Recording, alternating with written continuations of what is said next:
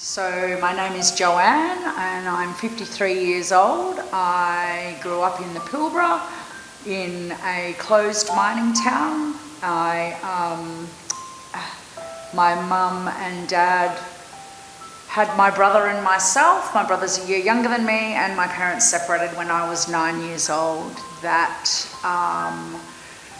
was the beginning of my trauma. I believe that my dad had to physically leave the mining town that we lived in so that my mum could keep the house. They were in different unions and my dad went 2,000 kilometres away to live, and that I said to myself, nobody is ever going to hurt me again. I'm going to hurt them all first. Watch me. So as I went forward in my life, I went to live with my dad. A couple of years later, I left the mining town and went down south to live with dad and my stepmom. My dad had remarried and I had a little stepsister. She was 9 months old at the time when she became my sister. My dad and my stepmom went on to have another little girl, and my mum and my stepdad married and they went on to have another little girl also. So what went from my brother and myself only ended up having 3 more sisters at that point in my life.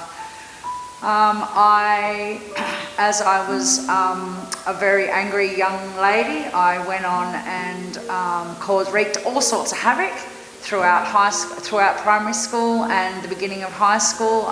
By the time I was 14, I had found boys, I'd found alcohol, I journeyed on to find cigarettes and marijuana, and by the time I was 18 I was intravenously using amphetamines. My relationship, I had had many relationships already by that time. I was indulging in domestic violence, not only against me, but I was also a perpetrator. I was very angry and like I said, nobody was ever going to hurt me again. I was going to hurt them all first, and I was on that warpath. So my dad said if I was in a domestic violence relationship at 18, and my dad said that if I left the gentleman that I was with and moved down south to be with him, to be near them, that he would get me a job in the mining industry, and that's where I met my first husband. And I had a severe amphetamine problem, and I took that into the relationship, and my husband and I had horrific domestic violence. We had 3 children and I thought it was all my fault. After 5 or so years of marriage, I walked on down the road and I left my husband, and I left my 2.5-year-old and my 4-year-old and my 5-year-old sons, and I took what I believed was my problem with me and that they would all be fine without me. So I ventured onto the streets of the town that I lived in, and I thought that the bright city lights of Bunbury were way more exciting than the gorgeous farm that I was on just out of town. And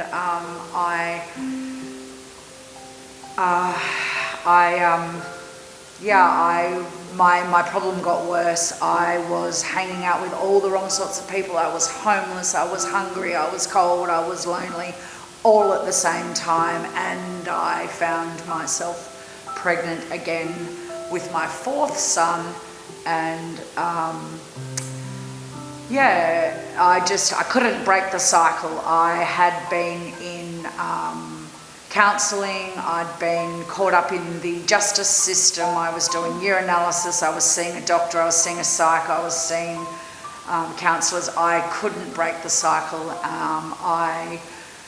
When my youngest son was 16 months old, I he was apprehended by the department and taken into foster care, and my 3 other boys, who had been with me from time to time over those years, they went back to live with their father, and I went off to a government rehab and I did 10 months there, and at the end of the 10 months DCP gave me back my youngest son, and I was back in relationship with my other 3 children also.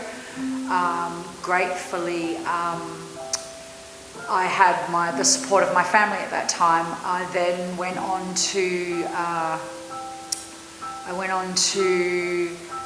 secure a rental, and though very quickly over the next 12 months I declined back into the choice to use substance again, and I lost the lot. One Sunday afternoon I placed my youngest son back in foster care, and my other 3 boys went back to their father, and for the next 2 years I went around and around and around the mountain, and had to jump through many hoops to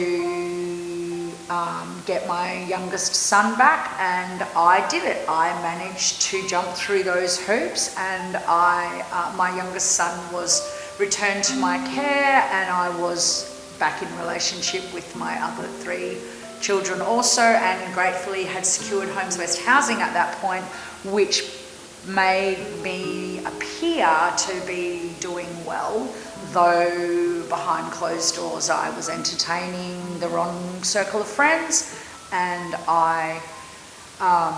there was no food in the fridge, and it really wasn't a nice place to operate from as a parent. I put my children through what I call severe child abuse. I was verbally and physically violent to my children.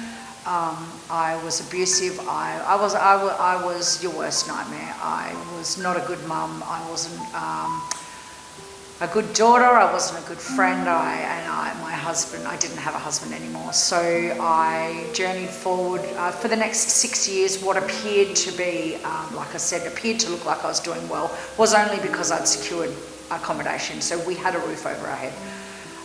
So then there came the time, at about the 4-year mark, I started cleaning house for some people who were Christians, and I would go there on those occasions when I could scratch myself, and I would clean their home, and they kept telling me that Jesus loved me and that I needed, and I was like, yeah, you guys and your Jesus, that's all good for you guys, but I'm just here to earn the couple of dollars that you've got for me today so I can go and buy my next drink, get my next drug,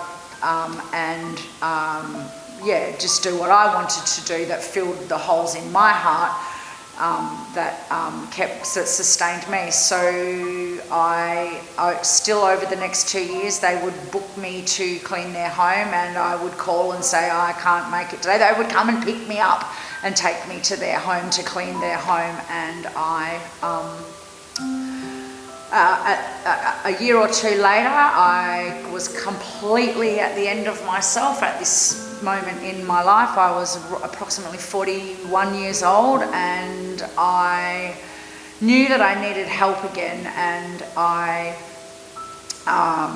had rung up the same government rehab, and they'd said, yep, you can come on Wednesday, and that meant that the Thursday beforehand I needed to stop using amphetamines, and so I could throw a clean urine on Monday and get the results Tuesday and enter rehab on Wednesday, though I was still using on the Friday, which meant I'd already blown my entry date. I wasn't going to be able to arrive with a clean urine.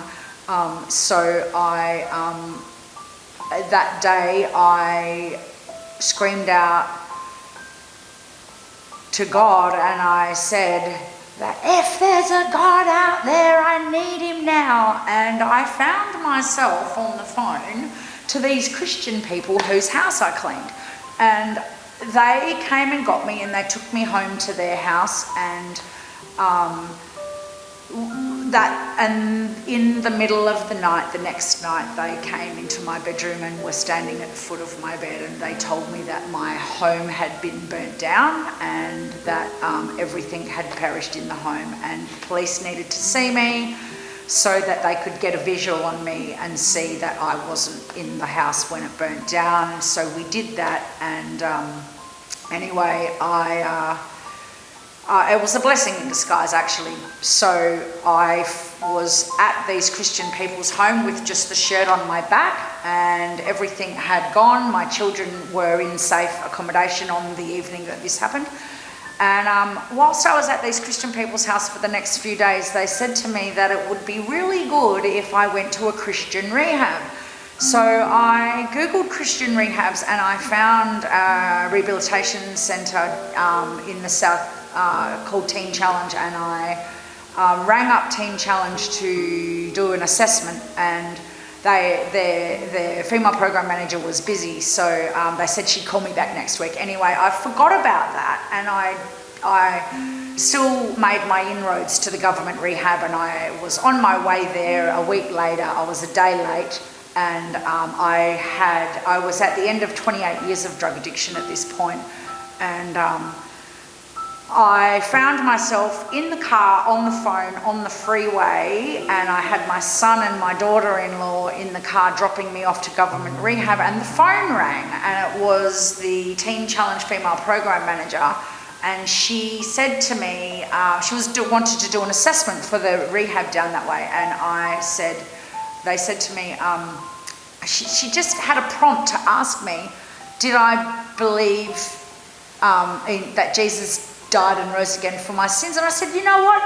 Yeah, why not? I'd tried everything. I'd done counselling, doctors, psychs, urinalysis, the law. I'd been on suspended sentence after suspended sentence after suspended after. I mean, seriously, I had tried everything time and time again.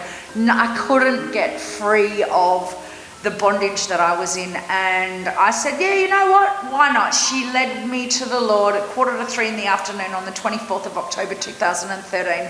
I was led to the Lord in the car over the phone by this female program manager, who is now the female program manager for Shalom House in Perth, and I there began a journey. I entered the government rehab, and all of a sudden, women not acting like ladies and swearing and all of that kind of thing was really just not sitting right with me. I had this hunger to read the Bible that had never made sense to me in the past. So 3 months later, I journeyed down south, and I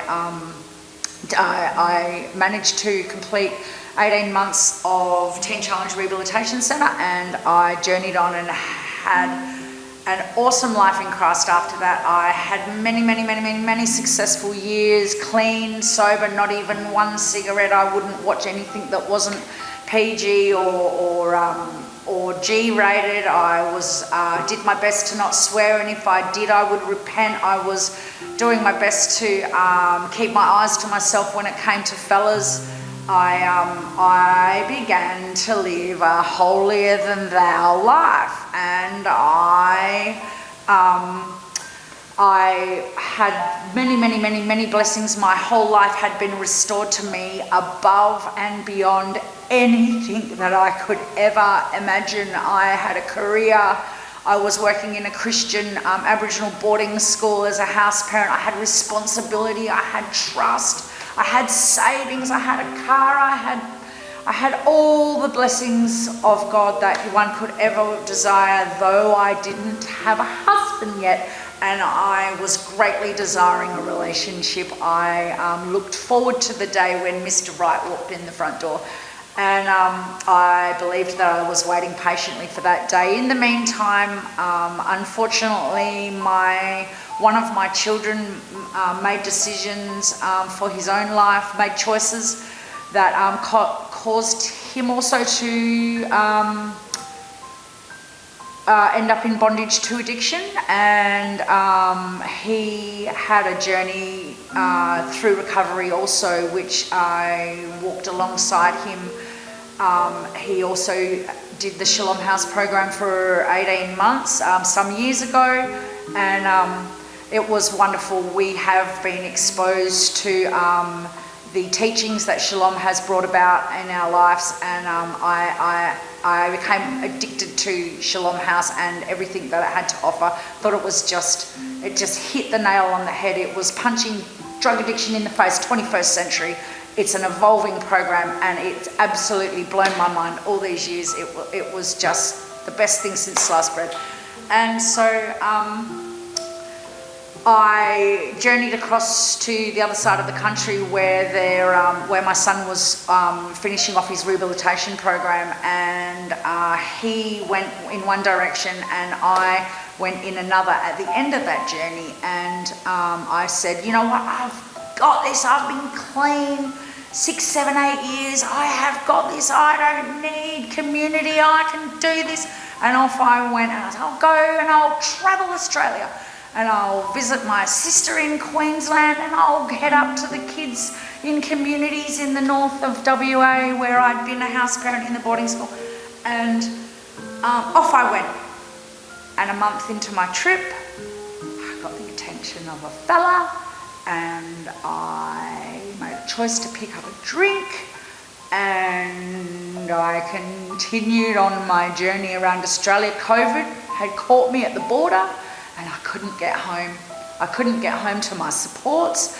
I was living in guilt and condemnation. My mental health was declining, and I journeyed another further 10,000 kilometres all the way around Australia. I tell you, I didn't pick up another drink, but I was sick. I was lonely. I was sad. I was broken.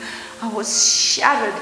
My expectations that I'd had on myself I'd set the bar too high, and so when I fell with a club. And anyway, I made it home, and rather than choosing my beautiful Christian family where I'd lived in community for years and years and years, and the beautiful employers that wanted to employ me to work for them for harvest, I chose to go straight past the front door and go out and manage a caravan park. That was the culture of just a party culture. I didn't pick up a drink or anything like that, but I was becoming out of prayer, out of fellowship, out of reading my Bible, and pride had crept in, and I was separated from my people. And along came a single Christian gentleman around about my age, which was some of the criteria for marriage for me, and we developed a relationship very quickly. We got married very quickly. And 10 weeks later, we made a choice contrary to my values, and we picked up a drink, which within a fortnight led to picking up substance. And I was back intravenously using meth, and it, at the same time, coupled with an accident that my son, who had that knows the Lord, he unfortunately had a car accident, and a gentleman passed away, and the gentleman's brother had his leg amputated, and my son got 11 years in prison. So coupled with the trauma of my son's incarceration and a relationship and my choices within those areas and how I dealt with them, I had been up until 4 months ago. I'd been in a relapse, and this is my third attempt at Shalom House in the last 18 months. I had only initially been in a relapse 11 days when I made my first phone call to Shalom House, and I needed help, and I made choices. I walked a couple of times. Here I am now. I've been here 4 months, and I am working really hard at changing my life. I've chosen to separate myself from my husband, from my son, and having them as idols in my life. I have chosen to come here and do what I need to do for me. I want to do whatever it takes to get my family back. My family are no foreigners to tough love. We have all been accustomed to the Shalom House teachings, and we know we have an understanding of how to not enable your family. So my great desire to come and always be a part of Shalom House, did not know that I was going to be coming to do the program, but nonetheless I am not unhappy to be here. Every minute of every day that I'm here is growing me, it's stretching me, and I'm moving back to being in a wonderful relationship with God, and I couldn't be happier.